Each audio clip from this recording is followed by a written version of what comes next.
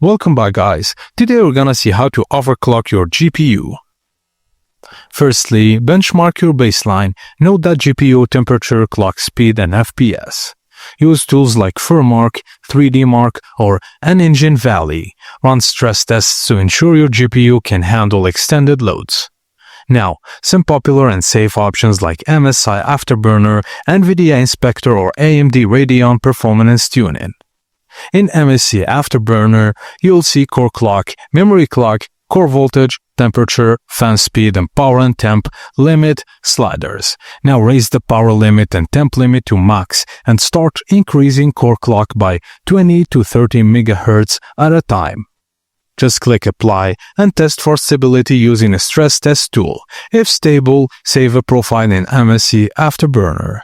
Now, increase memory clock by 50 to 100 MHz per step.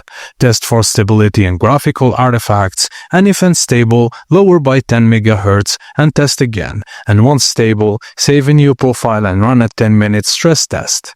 Once stable, add a mild overclock, increase both core and memory clocks slightly further. Keep testing after each change, and you may need to adjust fan speed manually to keep temp below 85 Celsius.